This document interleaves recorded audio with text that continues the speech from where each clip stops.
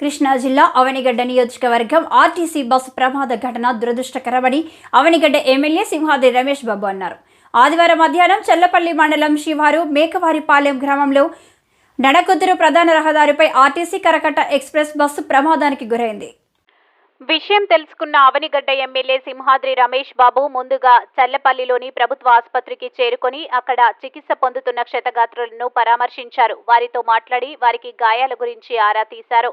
వైద్యులతో మాట్లాడి మెరుగైన చికిత్స అందించాలని సూచించారు.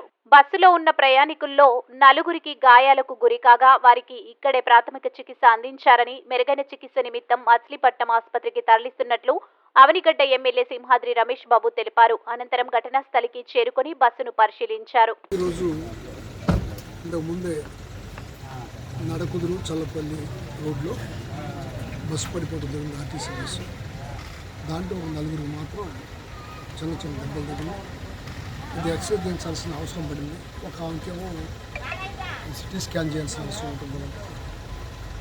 మచిలీపట్నం హాస్పిటల్కి రెఫర్ చేశారు. ఈ బస్సు పడిపోవడం బాధాకరమైన విషయం. అందులో ఉన్న ఒక 2 పెద్దవాళ్ళకి ఆయనకేమో చెయ్య, అట్లాగే ఇంకొక ఆవిడకి కూడా చేతి దెబ్బతైంది, ఒక ఆవిడకి తల దెబ్బతైంది. వీళ్ళందరినీ ఇంకా మరింత జాగ్రత్తగా వైద్యం చేయాల్సిన కోసం మచిలీపట్నం హాస్పిటల్కి పంపించడం జరిగింది. ఏదైనా ఇటువంటి సంఘటనలు కొంచెం ఇబ్బందికరమైనవి, బాధాకరమైనవి.